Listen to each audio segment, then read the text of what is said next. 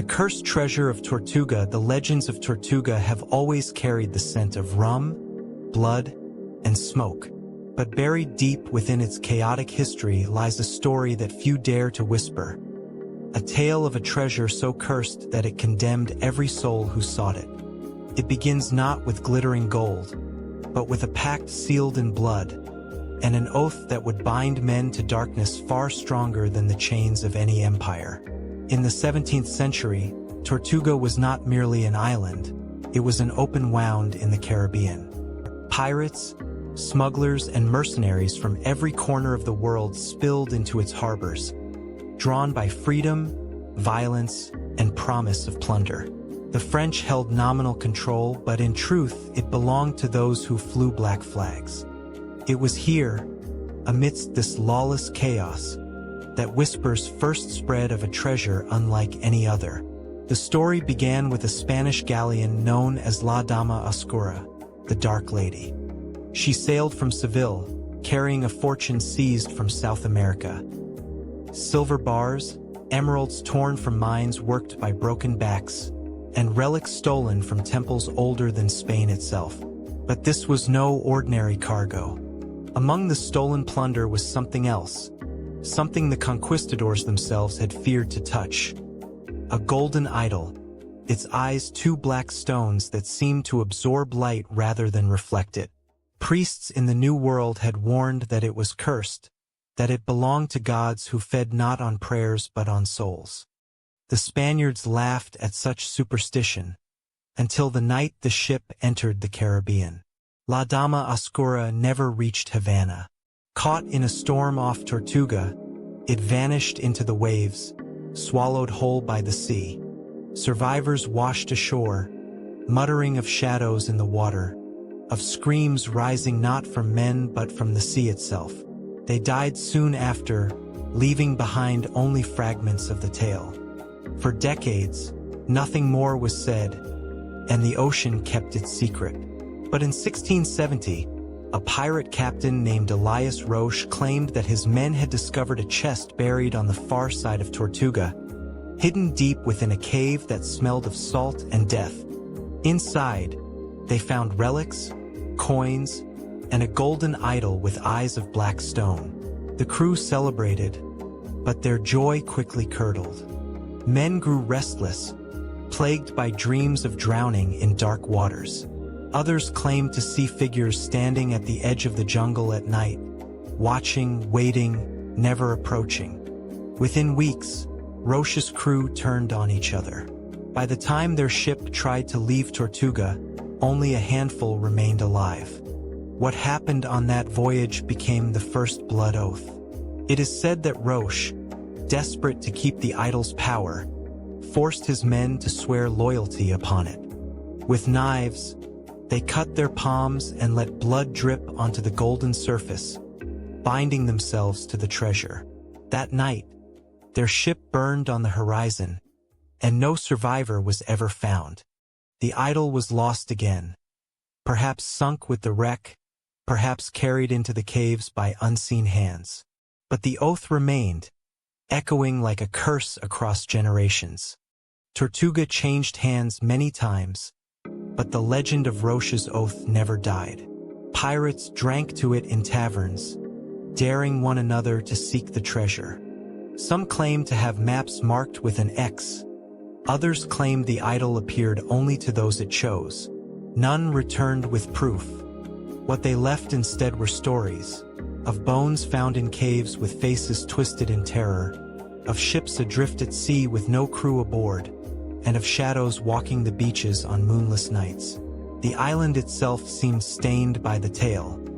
Sailors spoke of strange tides near Tortuga, waves that pulled in directions no wind could explain. Fishermen avoided certain coves, swearing that the water turned black when nets were cast there. And yet, the lure of the treasure never faded. For what greater temptation could there be than wealth so immense it mocked the crowns of Europe?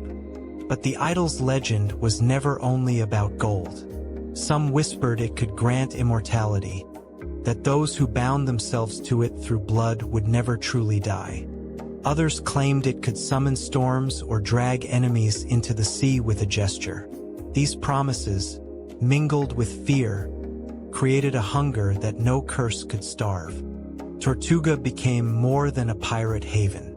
It became a beacon for the damned, drawing those willing to risk their souls for a chance at forbidden power. And so the tale survived, growing darker with each telling. By the dawn of the 18th century, it was no longer a mere story told in rum-soaked taverns. It was a warning. Captains who ignored it often vanished.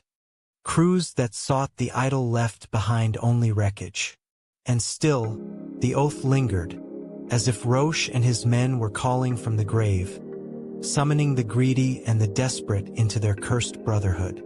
The blood oath of Tortuga was more than myth. It was a pact waiting to be renewed. And soon someone would. Tortuga's beaches looked like paradise from a distance. White sand glittered beneath the Caribbean sun. Palm trees bent gracefully toward the sea, and the air smelled of salt and spice. But those who lived on the island knew better. Beneath that beauty, the land was sick. Storms tore through with unnatural violence. Caves opened suddenly in the earth, and men vanished without leaving footprints. And on nights when the tide was lowest, the whispers began. They were never loud, never clear. Just faint voices beneath the crash of the waves, murmuring in tongues long forgotten. Sailors returning from drunken nights claimed to hear them in the sand itself, as though the earth was speaking. Some swore the voices begged for release, while others said they lured men into the jungle, never to return. But one detail was always the same. The whispers grew loudest near the caves on the northern shore, where the wreckage of forgotten ships lay buried under sand and coral. In 1701, a group of mercenaries led by a Dutchman named Hendrik Voss arrived on Tortuga. They came not for taverns or women, but for the idol itself. Voss had acquired fragments of a map, drawn centuries earlier by a Spanish survivor of La Dama Oscura. The parchment bore crude lines, a jagged coast, and an X marked near the northern cliffs. He believed it showed the place where the cursed chest had first been hidden, before Roche or any other pirate had ever touched it. Voss and his men set out at dawn, armed with muskets and spades. Locals warned them of the caves, of shadows that moved even when no torch was lit, but Voss laughed. He believed curses were for fools, and he promised his men not just gold but a piece of eternity. They marched into the jungle, the cries of parrots and monkeys fading as they pressed deeper into the choking heat. By noon, they found the cliffs. Jagged rock speared upward from the sea, the waves crashing violently against their base. A narrow path wound down to a half-buried cave. Inside, the air smelled of salt, mildew, and something older, like iron left too long in blood. The mercenaries dug furiously, their spades biting into sand and stone. Hours passed, sweat soaking their clothes, until one struck something solid. A chest, half-rotted but bound with blackened iron, emerged from the earth. The men cheered, but their joy was short-lived. The ground trembled as if the island itself recoiled. The air grew colder, the ocean outside roaring louder than before. When they pried open the chest, it was not gold that gleamed first, but darkness. Inside, beneath silver coins and scattered jewels, sat the idol. Its golden body corroded as if eaten by acid, its black stone eyes staring blankly into the cave. Voss lifted it with both hands, and for a moment nothing happened. Then the whispers began. They echoed not just from the cave walls, but from inside the men's skulls, voices overlapping, chanting words no one understood. Several dropped their spades and clutched their ears. One man screamed that the idol was watching him. Another swore he saw shadows moving at the edge of the torchlight. Voss, stubborn and greedy, clutched the idol tighter. But as the voices grew, the cave seemed to close around them. The torches flickered, and a stench of rot filled the air. That night, Voss returned to the harbor, but not all his men came with him. He claimed the rest had drowned in a sudden tide, swept out to sea before they could escape the caves. The men who followed him back to Tortuga looked hollow, their eyes bloodshot, their lips muttering prayers. They drank heavily, yet none seemed able to drown the whispers that still followed them. Within days, the survivors began to die. One was found floating in the harbor, face down, with no wounds but a look of sheer terror carved into his expression. Another vanished from his bed in the night, though his sheets were soaked as if with seawater. The last survivor staggered into a tavern, bleeding from his own palms where he had clawed at his skin.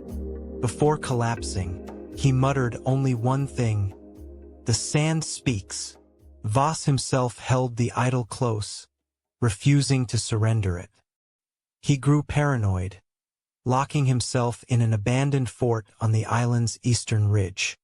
Those who tried to approach claimed they could hear voices from inside, chanting in unison with Voss's own. For weeks, smoke rose from the fort as he lit candles and burned offerings to the idol. Then, one night, the fort erupted in flames. When the ashes cooled, no body was found, only the idol untouched and gleaming as if the fire had never touched it. The relic returned to the whispers of the sand, hidden once more. And Tortuga waited, knowing that greed would always bring another fool to claim it. By the early 1700s, Tortuga had grown quieter than it once was. The age of great piracy was fading, and with it, the constant thunder of cannon fire and drunken revelry in its taverns. The Royal Navy's shadow stretched further each year, hunting the once proud captains of the Caribbean. Yet amid this decline, whispers of the cursed treasure still lingered. The idol of black-eyed gold remained a promise that even in the dying light of piracy, some men would not resist. It was in 1712 that the curse awoke again, carried by a man named Mateo de Vargas, a Spaniard who had once served aboard treasure galleons.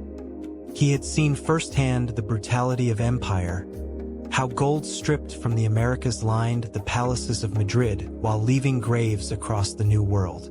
Mateo was no ordinary pirate. He was an exile, a man who turned his back on Spain and fled to Tortuga with only his blade and his hatred. He claimed to have sailed with survivors who once glimpsed the idol in Havana, before La Dama Oscura vanished. He believed the relic was not just wealth, but a weapon against kings and crowns. Mateo gathered a crew of outcasts, Portuguese deserters, runaway slaves, French brigands, and even a few Englishmen who'd abandoned the Royal Navy. They swore no allegiance to nations, only to Mateo and the promise of freedom. With them, he sought Tortuga's caves, guided by stories left behind by Voss and his doomed men. For weeks, they searched the jungle, turning up nothing but bones, rusted cutlasses, and the remnants of camps where treasure hunters had perished. Then came the night of the red tide. The sea glowed crimson under the moon, a natural phenomenon that locals had long taken as a warning. Fishermen refused to sail, taverns shuttered their doors, and prayers were whispered in the dark. But Mateo took it as a sign. He led his crew to the northern shore, where the waves seemed to hiss against the rocks. There, hidden beneath drifting sand, they uncovered the chest once more. When the idol emerged from its grave, the sea fell silent. No waves, no wind, only the rasp of breath as the crew stared at the golden figure. Its black eyes drank the moonlight, swallowing it whole. Mateo declared it their salvation, that with this power they would strike terror into empires. But the crew felt something else. An invisible weight pressing against their lungs, the sensation of being watched from the very air around them. That night, back at camp, the first death occurred. A sailor named Henri was found stiff as driftwood, his mouth wide as though he had drowned on dry land. His skin glistened with salt water though he had not touched the sea. Others claimed they saw shapes moving in the jungle, tall and thin, slipping between the trees without sound. Matteo, stubborn and consumed by his vision, told them fear was weakness. Yet even he could not explain why the whispers began again, low and constant, crawling into the ears of every man. By the third night, the crew was fractured. Some demanded the idol be returned to the earth, that no fortune was worth their souls. Others, drunk on the idea of endless power, sided with Matteo. Tensions boiled, arguments turned violent, and blood was spilled on the sand. That blood was the key. The idol pulsed. Those close enough swore its golden surface shimmered, as though veins of red coursed through it. The whispers grew louder, not from the sea or the jungle, but from within the chest itself. Words formed now, clear enough to understand. Bind yourselves. Feed me. Eternity awaits. In his desperation, Matteo did what Elias Roche had done decades earlier. He carved his palm and pressed his blood to the idol. One by one, those loyal to him followed, while the rest fled into the night, their screams echoing as unseen forces dragged them into the surf. The oath had been renewed. What followed was unlike anything Tortuga had ever seen. Matteo's crew sailed with a ferocity that defied reason. Storms seemed to favor them, their ships cutting through waves that would have sunk others. In battle, they were merciless. Muskets misfired against them, blades dulled, and cannonballs glanced from their hull as if cursed winds shielded them. Rumors spread of men struck down only to rise again, eyes black and empty, fighting with unnatural strength. Other pirates avoided them, whispering that Matteo had made a pact with the devil of the sea itself. Yet the curse demanded its price. For every victory, a man would vanish. Some were found drowned in their hammocks. Others walked calmly into the waves and never returned. The survivors, bound by blood, did not question it. They believed their sacrifices were the cost of immortality. Matteo himself grew gaunt, his eyes sunken, his voice hoarse from speaking words no one understood. He began to wear the idol on a chain across his chest, its weight pulling him lower with each passing day. The Royal Navy finally heard of Matteo's rampage. In 1713, they sent 2 frigates to hunt him. The battle off Hispaniola should have been his end. Outnumbered and outgunned, Matteo's ship should have splintered beneath cannon fire. But when the idol gleamed, a storm erupted without warning. Winds howled, lightning shattered masts, and the sea rose like a living beast. Both frigates sank within the hour, dragged down by black water while Matteo sailed calmly into the horizon. The Caribbean trembled. Tortuga's taverns no longer sang of gold and glory, but of damnation. Matteo had become a phantom, a living curse, and the idol's hunger had only begun to stir. The treasure of Tortuga no longer slept. It was awake, and it wanted more. By 1714, Tortuga was no longer just an island of pirates and drifters. It had become a haunted place. Those who lived there spoke in hushed tones of Matteo de Vargas and his cursed crew. They sailed in and out of the harbor like ghosts, their black sails snapping against winds that seemed to follow them alone. And though they returned with treasure, with jewels and silver spilling onto the tavern tables, the people of Tortuga no longer celebrated their triumphs. They stared with unease, for Matteo's men bore the look of corpses who had forgotten how to lie down. Their skin was pale despite the Caribbean sun, their lips cracked as if always thirsty, their eyes ringed with shadow. When they drank, rum slid down their throats but never seemed to satisfy them. Some claimed they did not sleep, that they walked the beaches at night whispering to the waves.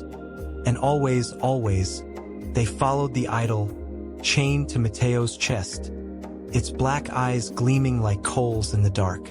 Then came the night that gave Tortuga its most feared legend, the Night of the Restless Dead. It began when a storm unlike any in memory swept across the island. The sky blackened at dusk, thunder cracked like cannon fire, and rain fell so heavy that the streets became rivers. Ships broke free from their moorings and smashed against the rocks. Men and women huddled in taverns, clutching bottles and rosaries, whispering that the curse had come home. In the middle of this chaos, Matteo marched his crew inland, toward the northern caves. The idol had begun to speak to him more clearly, its whispers now commands. He claimed the time had come to unleash its true power, to awaken an army that no empire could resist. His men followed blindly, their blood oath binding them even as their humanity drained away. Witnesses later swore that the storm itself followed them into the jungle. Trees bent as if bowing, lightning struck again and again, yet never touched the pirates. They reached the caves by midnight, torches hissing in the rain, and there, with blades, they opened their palms once more. Blood spilled onto the idol, hissing as though the golden figure drank it. The whispers rose to a roar. The dead began to move. At first, it was only bones, skeletons long buried beneath the sand, rattling to life with empty eyes. Then came the drowned, pale bodies washing ashore, water spilling from their mouths as they stood and walked. Men long lost to Tortuga's curse clawed their way from the earth, their faces twisted in agony, their lips mouthing words no living man could understand. An army of the restless, bound by the same oath that Matteo had renewed. The people of Tortuga saw them emerge from the jungle. Dozens, then hundreds, shuffling through the rain, their footsteps in eerie unison. The townsfolk screamed and bolted their doors. Some fired muskets from windows, only to watch in horror as shot tore through the dead without slowing them. The creatures did not run. They did not bleed. They simply advanced, eyes black with the reflection of the idol. Matteo stood at their head, the idol gleaming in the storm. His voice carried across the town, though no thunder could drown it. He declared Tortuga his, the Caribbean his, and promised that no king, no crown, no navy could ever defy him now. The restless dead obeyed, surging into the streets, overturning carts, smashing doors, dragging the screaming into the rain. For 3 nights, Tortuga was lost. Flames rose, ships sank in the harbor, and the cries of the living mixed with the hollow wails of the dead. Yet strangely, Matteo's army did not slaughter all. Some they left alive, trembling, as if to spread the tale. Others they simply stared at before moving on, their black eyes unblinking. Tortuga became a vision of hell itself, and those who survived believed the world was ending. But the curse is never loyal, and the idol's hunger is endless. On the 4th night, the dead turned not only on the townsfolk but on Matteo's own crew. One by one, his men screamed as the very corpses they had raised dragged them into the surf. Their blood oath had bound them, yes, but not to each other. It had bound them to the idol, and the idol recognized no master. Matteo tried to command them to raise his cutlass against the restless tide, but the idol grew heavier around his neck, dragging him to his knees. Witnesses claimed his voice broke into sobs, his words twisted into the same guttural chants as the dead. The last they saw of him, he was stumbling into the waves, the idol's glow sinking with him beneath the black water. When dawn finally broke, Tortuga was silent. The storm had ended.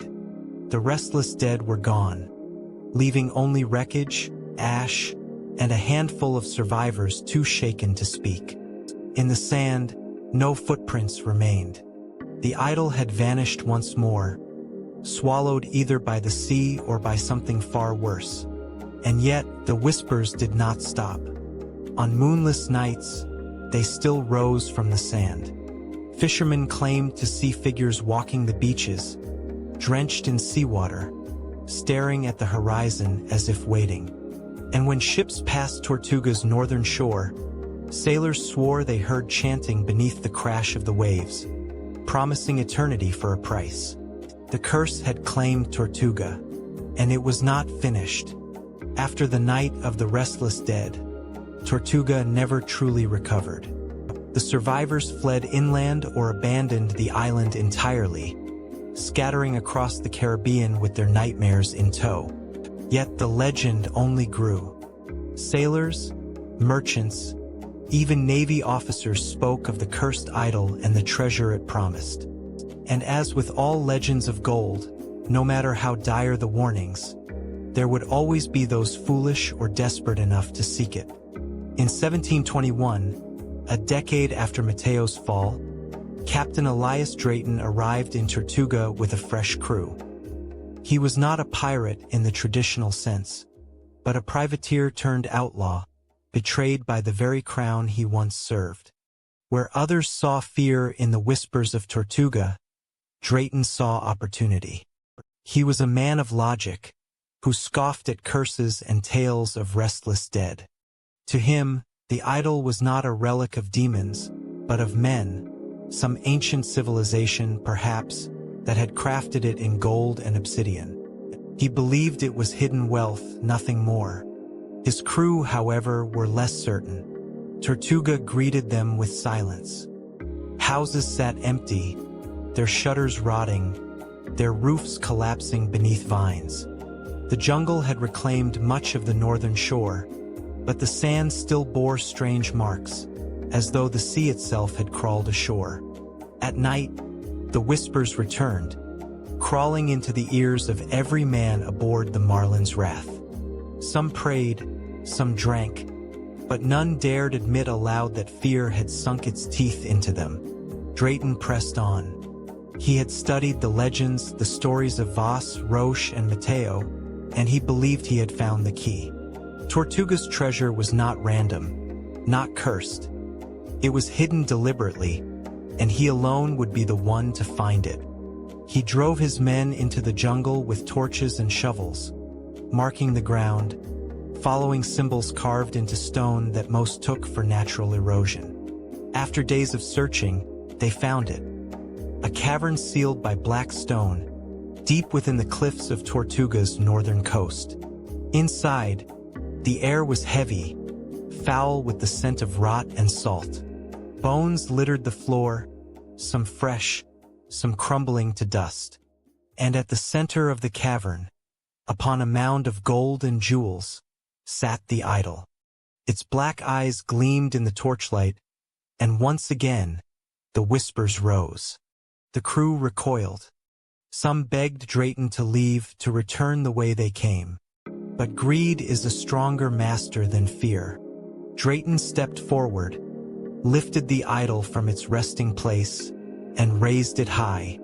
For a moment, nothing happened. The cavern remained still, the whispers faded, and the men began to believe perhaps their captain had been right. Then the gold began to bleed. The mound of treasure shifted as though alive.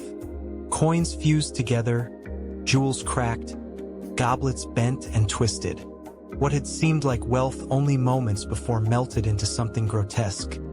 Hands, faces, bones, all writhing together, formed of metal and flesh alike.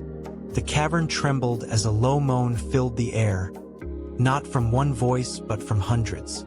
The treasure was not a prize. It was a prison. Every man who had ever given blood to the idol, every soul bound by the oath, was trapped within it. The crew screamed, dropping their torches, scrambling for the entrance. But the idol grew hot in Drayton's grip, burning his flesh, fusing itself to his hands.